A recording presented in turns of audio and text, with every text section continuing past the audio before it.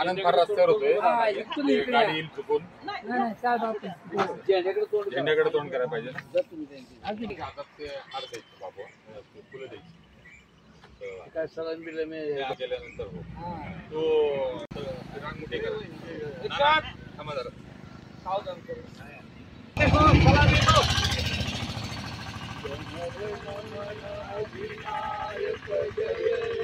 भारत भाग्य विधाता, पंजाब सिंध गुजरात मराठा उत्कल वंग, विंध्य हिमाचल यमुना गंगा, उच्चल जगदी तरंग, तव युवाने जागे, तव युवानित मागे,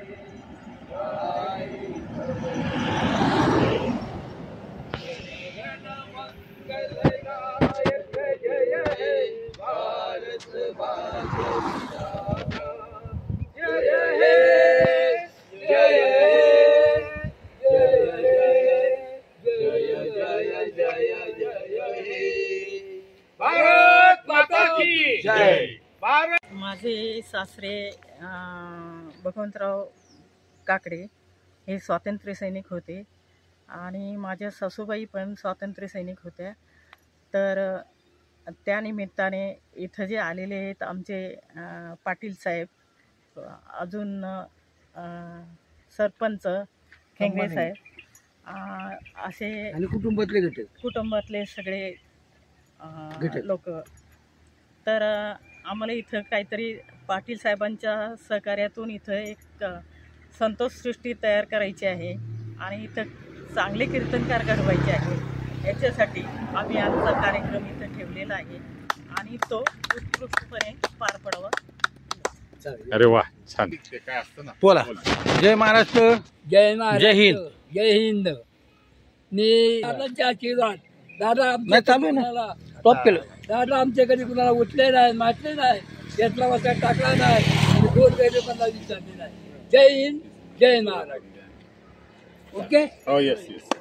आता टॉप होतो का? गाथा परिवाराचे एक मिनिट नाही तुमच्यापासून सुरुवात आहे, तुम्ही सांगायचं आणि मग पुढं हे बघा इथं प्ले करायचं ना. चालू आहे आता योगांना वगैरे चाललंय. आज आपल्या इथे गाथा परिवाराचे माननीय कीर्तनकार, लेखक उल्हासजी पाटील आलेले आहेत आणि या ठिकाणी संतसृष्टीची जी कल्पना आहे ती आपल्या सर्वांसमोर मांडतील. धन्यवाद सर. बोला सर. जस्ट आज 15 ऑगस्ट भारताचा स्वातंत्र्य दिन आणि या दिवशी एका अतिशय क्रांतिकारक कुटुंबाच्या सहवासामध्ये हा स्वातंत्र्य दिन साजरा करायला मिळाला, याचं फार मोठा आनंद आणि समाधान मला वाटतं. काकडे कुळांचा जर इतिहास पाहिला तर छत्रपती शिवाजी महाराजांच्या काळातल्या सूर्यकांत काकडेंपासून तर थेट दादा जे स्वातंत्र्य सैनिक होते, म्हणजे स्वराज्यासाठी लढले, स्वातंत्र्यासाठी लढले आणि आज मुकुंदरावांसारखे आमचे मित्र हे या देशामधल्या जे सगळं वातावरण बिघडलं आहे त्याच्यासाठी, म्हणजे ही खरी दुसरी स्वातंत्र्याची लढाई असं म्हणायला हरकत नाही, त्याच्यासाठी हे लढतायत. आणि अशा एका कुटुंबाशी माझा संपर्क आला, तो गाथा परिवाराच्या माध्यमातून. मी उल्हास पाटील, आम्ही समाजामध्ये जे काही एकूण समाजाचं पतन आपल्याला दिसतंय, नैतिक पतन आपल्याला दिसतंय, समाजामध्ये अनैतिकता वाढते आहे, भ्रष्टाचार वाढतोय, चुकीच्या गोष्टी खूप वाढत आहेत आणि अशा वेळेस याला काय उपाय करायचा याचा विचार आम्ही जेव्हा केला तेव्हा आम्हाला असं लक्षात आलं की या समाजाला जर तारणार असेल तर तो संतांचा विचार तारणार आहे आणि म्हणून हा संत विचार हा आपल्या समाजापर्यंत गेला पाहिजे. खरं म्हणजे आपल्याकडे गावगाव कीर्तनं होतात, प्रवचनं होतात, पण या कीर्तन प्रवचनातून संतांचा जो मूळ विचार आहे, जो समाज हिताचा आहे, तो मात्र समाजापर्यंत पोहोचवला जात नाही असा एक आम्हाला अनुभव येतो. आणि म्हणून संतांचे समाजोपयोगी जे विचार आहेत तर ते लोकांपर्यंत जावेत याच्यासाठी म्हणून आम्ही काम सुरू केलं. तुकाराम महाराजांचे अभंगाचा अर्थ सांगायचा आणि त्याच्या आजच्या परिस्थितीत तो कसा लागू पडतो, तर हे असं मी व्हॉट्सॲपवर करत होतो. करोना काळामध्ये 500 दिवसात सतत 500 अभंगावर काम केलं आणि ते व्हॉट्सॲप आणि फेसबुकच्या माध्यमातून पाठवत होतो. त्याला खूप चांगला प्रतिसाद आला. लोकांनी सांगितलं की हे तुम्ही जतन करा, पुस्तक रूपाने छापा, नाहीतर हे नष्ट होऊन जाईल तुम्ही जे लिहिलंय ते. म्हणून आपण त्याचं पुस्तक छापलं. त्यानंतर ज्या लोकांनी हे सगळं वाचलं, ऐकलं, या लोकांनी इच्छा व्यक्त केली की आम्हाला तुमच्यावर काम करायचं आहे. आणि महाराष्ट्रातल्या खूप दूरच्या लोकांनी, म्हणजे परांडा आता आमच्या संगमनेरपासून लांब आहे, उस्मानाबाद जिल्हा, तर ज्यांची ओळख नाही, पाळत नाही असे लोक येत गेले आणि गाथा परिवार एक आपला वाढत गेला. आम्ही आज जे कामं करतो आहोत त्या सगळ्यात महत्त्वाचं काम म्हणजे नवीन पिढीवर संत विचाराचा संस्कार व्हावा, याच्यासाठी म्हणून शालेय विद्यार्थ्यांसाठी अभंग पठण उपक्रम आपण सुरू केला आहे. त्यासाठी छोटी पुस्तिका काढली. 25 अभंग त्यांचे अर्थ आहे. तुकाराम महाराजांचे जास्त अभंग आहे, पण सर्व इतर संतांचे एक अभंग असे घेतले आणि या माध्यमातून मुलांपर्यंत हा विचार आपण पोहोचवतोय.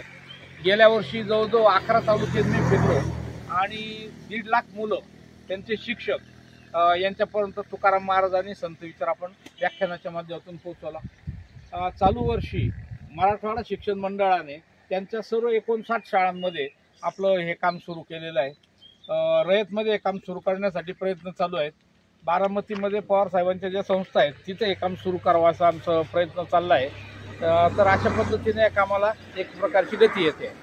पवार साहेबांनी जेव्हा माझं पहिलं पुस्तक वाचलं, शुद्ध ऐसे ब्रह्मज्ञान, 100 अभंगांचं निरूपण आहे, आणि तेव्हा त्यांनी फोन करून मला 20-25 मिनटं फोनवर बोलले आणि त्याच्यानंतर त्यांनी भेटीला बोलवलं.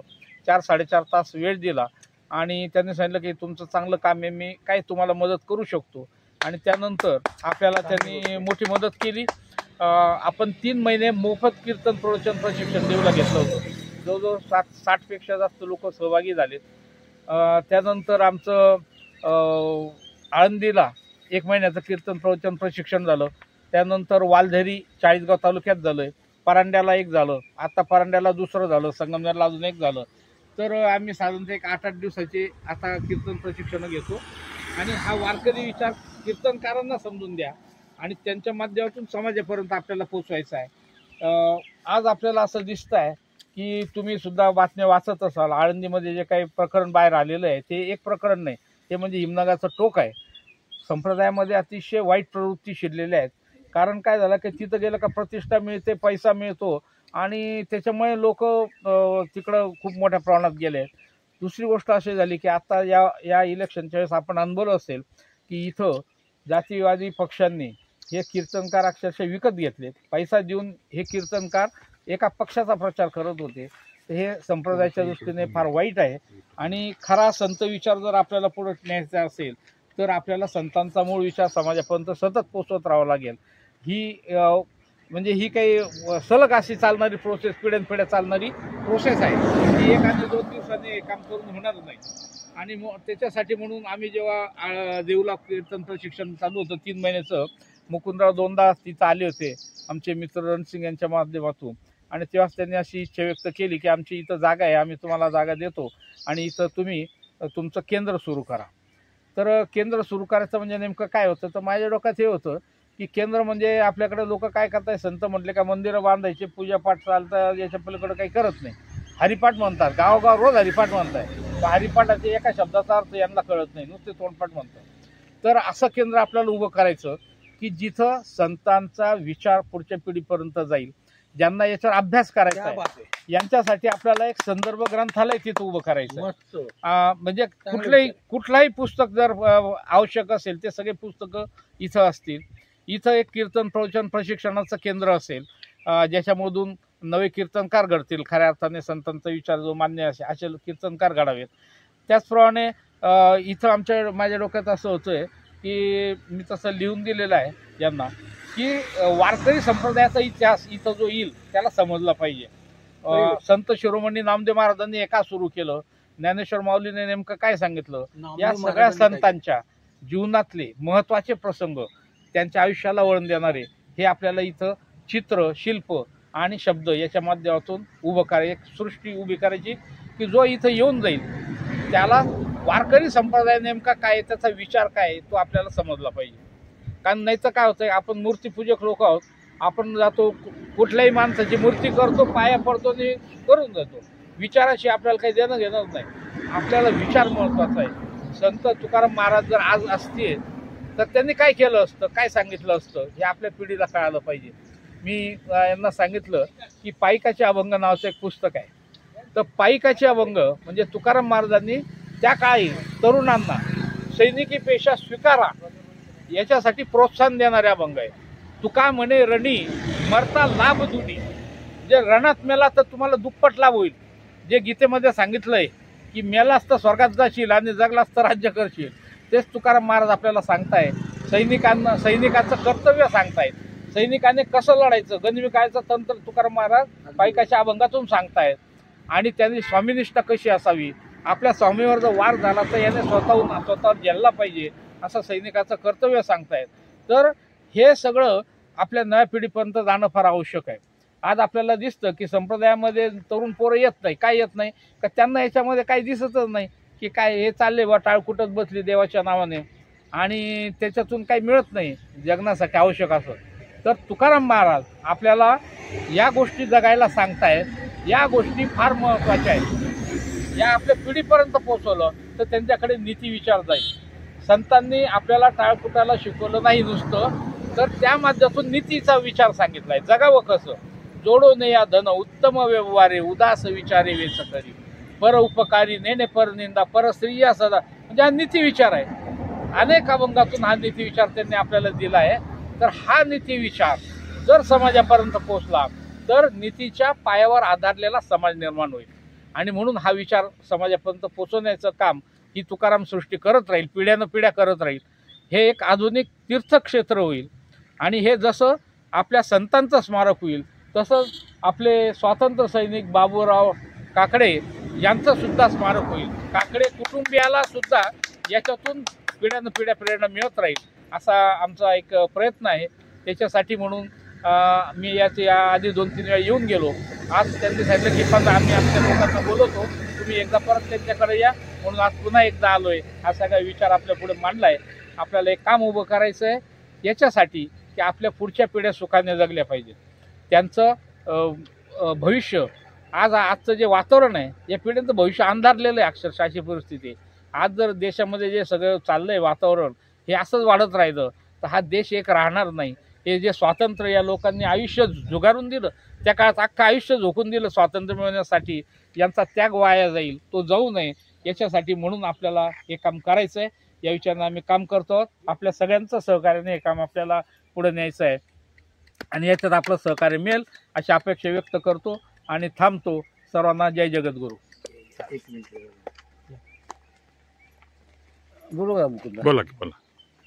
दादांनी जिल्हा लोकवर्गचे अध्यक्ष होते त्यावेळेस त्यांनी 7वी पास झाले, हर्णकुल फायनल मानायचे त्यावेळेस. तर अशा लोकांना, अशा उमेदवारांना वीरचे धुमाळ, ताकवले, खारगोडचे वगैरे परिचयचे जाधव बिधव गावातले आपले वसंतराव, शंकरराव, ते सगळे रघुनाना वगैरे यांना शिक्षकांच्या नोकऱ्या दिल्या. हे फार मोलाचं काम केलं. त्यामुळे शिक्षणाचा प्रसार त्या माध्यमातून गेला. स्वतःच्या पांघरातल्या घराची शाळेसाठी जागा दिली, असं त्यांनी महान कार्य केलं. ओके, धन्यवाद. ओके. शिरो दिल्ली एकता काय म्हणतो, अरे काय बोला बोलो.